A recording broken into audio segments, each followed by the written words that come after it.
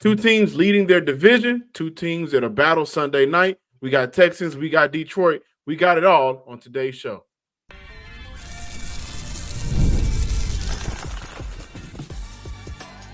You are Locked On Texans, your daily podcast on the Houston Texans. Part of the Locked On Podcast Network, your team every day. Welcome in, Locked On Texans and Locked On Lions listeners and viewers. I'm Justin Sports Guy Hickman alongside Matt Dery from Locked On Lions. We're going to have a good show today. Today's episode is brought to you by Prize Picks. Download the app and use code Locked On NFL to win $50 instantly when you play $5. This crossover Thursday show is presented by Prize Picks.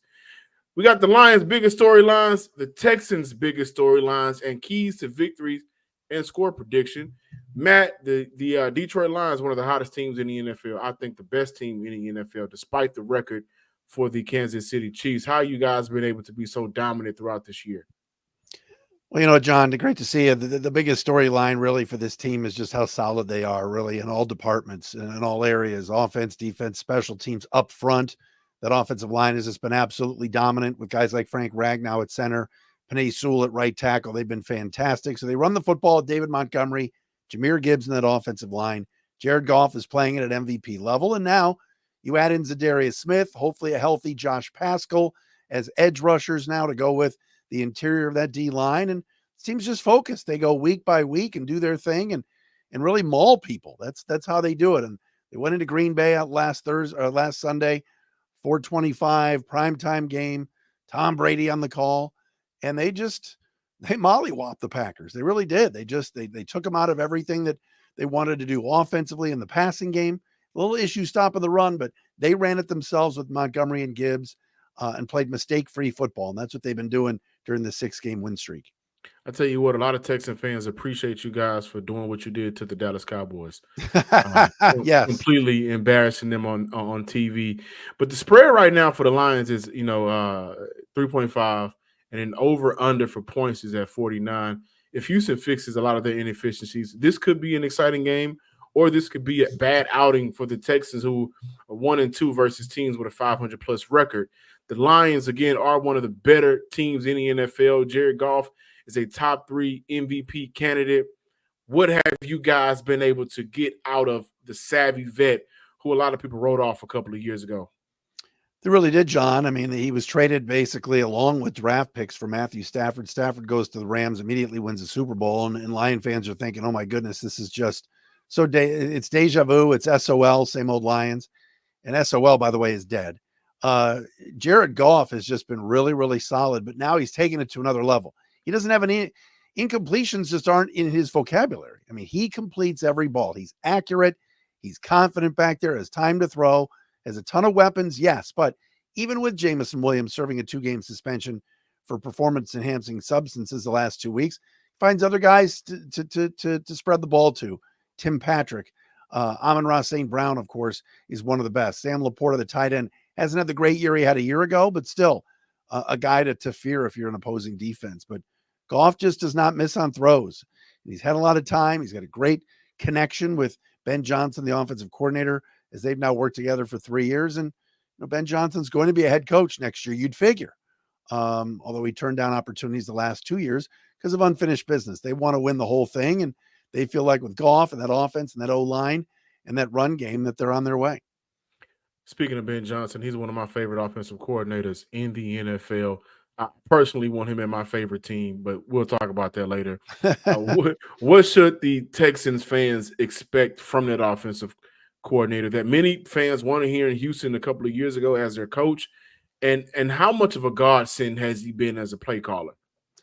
He's been awesome. And really, it's a matter of that balance. It's utilizing that offensive line. It's the play action game that Johnson loves. If you start a game, and this is how the Lions have started all these games, you run David Montgomery down the teeth of the defense.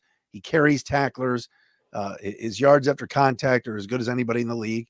And then that sets up that play action passing game. And then when everybody's huddled in trying to stop the run, you can run a double reverse pass. You can run a halfback pass like they ran with Montgomery to Laporta 2 weeks ago in the win over Tennessee. So There's many things in the playbook. People always are concerned, like, why would Ben Johnson utilize all this stuff against Dallas? Save it for Green Bay. He did. He busted out some trickery against the Packers too. So just really creative guy that knows that a guy like Goff is going to be upright for most of the game and that they can take a few chances and risks, which certainly Dan Campbell has done with a lot of his fourth down gambling over the last few years. It's an aggressive team that has this identity. And so far, so good. 7-1 start. And like you said, as good as any team in the league. You guys run a lot of man coverage defensively up there in Detroit. But that hasn't necessarily led to a lot of success in terms of being able to stop teams' passing games.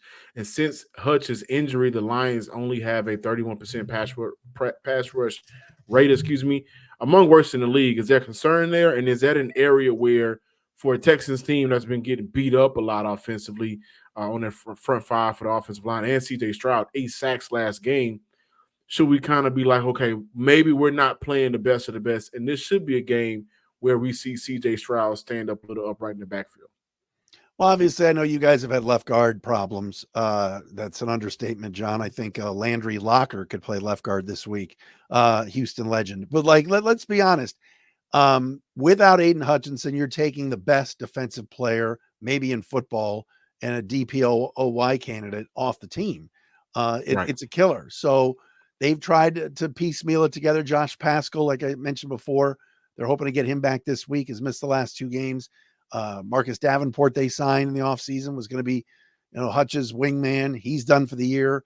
Derek Barnes out for the year. They've got a lot of guys hurt at that spot. They've tried with next man up. They've moved Levi Onwuzurike over from tackle to edge, but now getting Darius Smith in a trade deadline day deal from the Browns is big. So you put a healthy Darius Smith out there with Paschal. This could be what would look to be the best pass rush they've had since the Dallas game when Hutchinson's been out. But Aaron Glenn will blitz once in a while. You mentioned a lot of man coverage. That's because he's got faith now and feels better about his cornerback room than he did last year. Kindle Vildor was the number 2 corner a year ago. He's the number 5 corner now. Carlton Davis is in there. Terrion Arnold, Amik Robertson, who plays with a lot of swagger and trash talk. Those guys are in your face, playing well, and it's a better secondary. Certainly Brian Branch now at safety is as good as they come. Kirby Joseph leads the league in interceptions. So they feel good about where this defense is. It's taken longer for the defense to get there. The offense kind of was humming a couple of years ago. This defense is finally getting there. But yes, when Smith's not in the game or Paschal needs a breather, it's a concern, the depth that they have in that edge room right now. Matt, we can talk Texas when we get back. Let's do it. We got a couple of big storylines that I do think this is one of those games where the Houston Texans absolutely need to win, but the storyline surrounding this team will make or break this game Sunday night. So we got to talk Texas when we come back, right? Let's do it. Let's do it. But first, guys, Locked On listeners, we got a great friend over at Zbiotics that we want to tell you guys about. The pre-alcohol probiotic drink by Zbiotics is the world's first genetically engineered probiotic.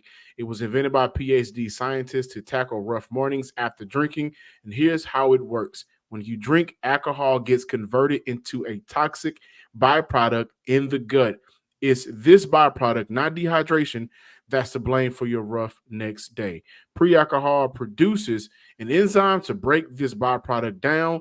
Just remember to make Zbiotics your first drink of the night. Drink responsibly and feel your best the next day. You want this, right? Sometimes we go out, we like to have a little bit of fun with our friends that we haven't seen in a while. We may take a little bit too many shots, but Zbiotic will help with all of that. So go to zbiotics.com/LockedOnNFL to learn more and get 15% off your first order when you use LockedOnNFL at checkout. Zbiotics is back with 100% money back guarantee. So if you're unsatisfied for any reason, they'll refund your money, no questions. Remember to head to zbiotics.com/LockedOnNFL and use code LockedOnNFL for 15% off your first purchase.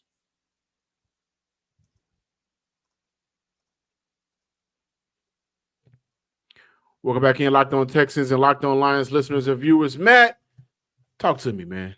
So tell me, John Hickman, Locked On Texans, Nico Collins. What are we thinking for Sunday? What a big addition this would be if he was healthy and coming back. Give us the latest and what you think is going to happen.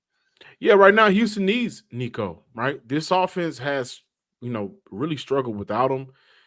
We saw the Houston Texans put up 41 points without him against the New England Patriots, but that's a struggling defense. And they've have, a lot of holes on that defense. Now they've been without Nico and they've been without Stephon Diggs for a game. They need their number one receiver back. And I think for CJ Stroud, he needs his security blanket back out there on that field.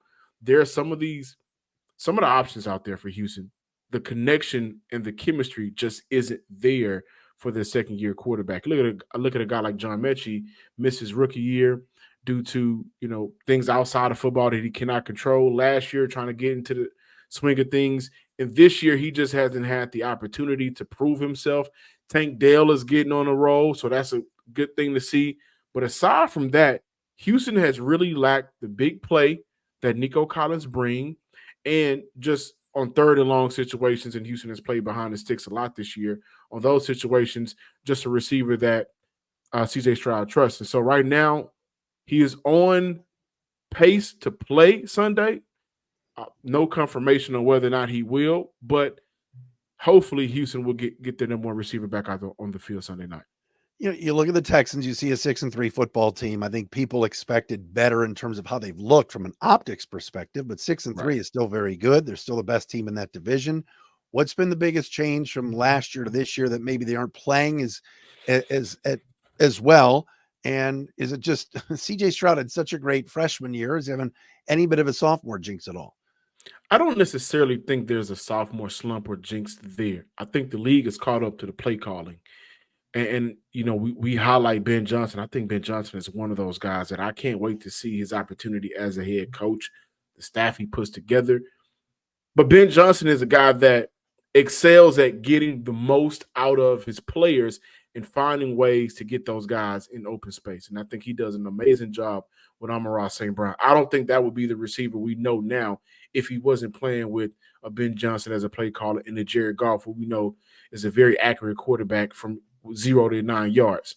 So he understands how to get the best out of his players. Aside from what Ben Johnson is doing here in Houston, that hasn't been the case with second-year play caller Bobby Slowick. And on top of that, your quarterback needs time to throw the ball, right? Yeah. I mean, Detroit has one of the best offensive lines we've seen this year. And on the flip side for Houston, we can criticize the left guard, but that's been a problem. The center position has been a problem for the Houston Texans. Communication between all five of the starting offensive linemen has been a problem for the Houston Texans. So when we look at CJ Stroud's sophomore slump, in a sense, I think the offensive line play is worse. Right? Houston lost George Fant last year at right tackle. He came in and played phenomenal for the Houston Texans after they had to move over Titus Howard to left guard. And Titus Howard hasn't played nearly as good as George Fant did last year. So that's a problem. And then your best offensive lineman looks 2 steps slower in Laramie Tunsil. So those guys right now, they're completely out of sync, out of whack. And I think that's taking a toll on CJ Stroud in terms of being able to have the time to deliver throws, and he's getting hit a lot. Tell me this, though, just for the Locked On Lions listeners and viewers. Left guard, you mentioned before, there's other issues, not just left guard, but I know that when the Texans played the Jets the other night, Herb Street and Al Michaels, that's all they were talking about was left guard, and they made replacements. Who will be there Sunday night, and will there be a quick hook? Kendrick Green will be the projected left guard for the Houston Texans. Ken Green, I don't think, will step on the field as a Texan anymore in his career. And I think Houston will look to maybe, if Jared Patterson is available, that may be the quick hook, not only for left guard, but also for center, because Juice Scruggs, who's been starting at center for the Houston Texans all year, he's also had an abysmal year calling out protections and just understanding the communications and how to pick up some of these blitzes and stunts his teams has been doing to the Houston Texans all year. So I think the quick hook will be there for 2 players, but I like the nastiness and the effort that Kendrick Green brings to this offensive front that hopefully can set a tone for the rest of the guys, which honestly, that's been missing all year from every offensive lineman. Defense, Will Anderson, huge fan, obviously, and that's a guy that can get to the quarterback. I know he's not 100%, but what's your biggest concern, and who do you think has to step up Sunday to kind of slow down this Lions attack? I think D'Amico Ryans has to step up. You cannot have Jalen Petrie out there on St. Brown. And St. Brown will play in the slot. Am I right or wrong? Yes, of course. And he's been a very effective player in that role. Petrie has played amazing for the Houston Texans this year, guys. I think he's a top 10 Texans player this year. But the fact is, the Devontae Adams touchdown. Yeah. I mean, he was beat within a second and a half. You got to get a guy on the Lions' best players, and that's matching up Derek Stingley with Amon-Ra St. Brown. Hell, even the rookie Kamari Lassiter, I think, would do a better job on St. Brown if he's in that slot. Houston has been reluctant to trust other guys out on the field in areas that they need to find ways to kind of minimize those mistakes and those issues, and that's the biggest one. Not necessarily scared of the other players out there, like Jameson Williams. He could take a top off. Yeah, he can. But how often will he do that compared to St. Brown? He's in on every play. So that's the scary part about taking on this Detroit Lions team is Houston does not have the personnel. They have not shown to have the personnel to stop a St. Brown, and that's scary. Real fast, I love your kicker, but the other night against the Jets, what was that all about? Just a bad night? You tell me. How long have you been covering football, man? You tell me. But we were all at home screaming, like, okay, what's going on? And I think that Jets game just put a big magnifying glass on. These have been the issues for this team all year. It just finally broke down because they were not able to beat a struggling team like they were able to do against the Chicago Bears, like they were able to do against the Jacksonville Jaguars, or like the Colts the second time around. So, like, that's been an issue all year. Texan fans and myself included have been wondering, okay, Jalen Petrie has been playing good, but you got to get a real cornerback out there for some of those wide receivers that teams are finding matchups to exploit. And the Jets just found a way in the second half to say, hey, listen, guys, they've been bad all year at this, and we're going to show you why. Let's get some keys to victory, John, shall we? Let's do it. Let's also hook our listeners up. Can we do that as well? Let's do it. All right, Texan fans, this season has been fun. We take on a damn good team in the Detroit Lions, and there's no better way to get in on the action than with FanDuel and Lions fans as well. You guys have had one of the better years in the NFL, one of the better years in history of that franchise. Correct. But we got to get in on the action with FanDuel, America's #1 sports book. If you're ready to jump in to the action for the Texans and Lions showdown this Sunday night, the spread is currently at 3.5 points. Tight game, but it could be prime for a Texans cover. And if you're feeling a little ambitious, consider those Texans Super Bowl odds sitting at plus 2,200 for fans who think this team could go all the way. But I tell you what, they can't go all the way if they can't beat the best of the best. So this Sunday night game is very important. But if you're feeling risky and want to make a big bet, go ahead and check out the Super Bowl odds as well. That's a big reward for backing your squad right now. And new customers can bet $5 and get $150 in bonus bets if you win. The FanDuel Sportsbook app gives you everything you need to place live bets on the NFL all in one place, so you don't got to go searching. So when you get a hunch in the middle of the game, you can check out the latest stats, view live play-by-play, and much more on the same page where you place your bet. Just visit FanDuel.com today to join, and you'll get started with $150 in bonus bets if you win your first $5 bet.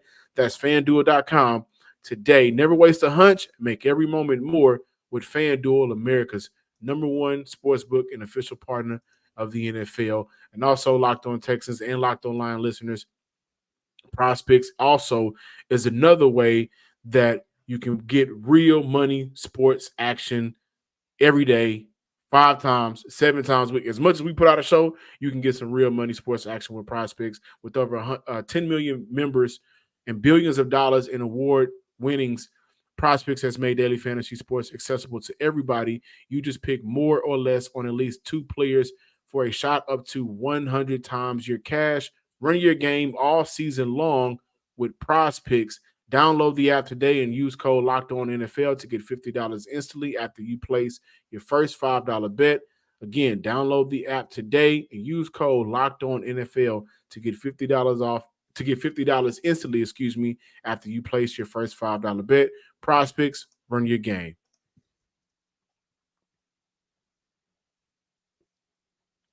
Welcome back in, Locked On listeners. Matt, keys to victory for the Detroit Lions. John, I look at the Lions, and they've got to get pressure on Stroud. You mentioned it before. When C.J. Stroud has been under duress and under fire these last few weeks with the O-line issues that you've had, he just hasn't been the same guy. It's basic football. It's the same thing with Jared Goff. Jared Goff has been upright for the last few weeks, and he's been on a roll. Lions picked up Darius Smith for opportunities like this. Mentioned Pascal coming back. A guy like Trevor Nowaski coming off the edge might get some opportunities. I think getting pressure and getting in that face of C.J. Stroud. Watch Aleem McNeil coming from the middle and that nose tackle spot too is a very good interior pass rusher. I think that could obviously play a big role in this game. Lions get an interception or two off a bad throw.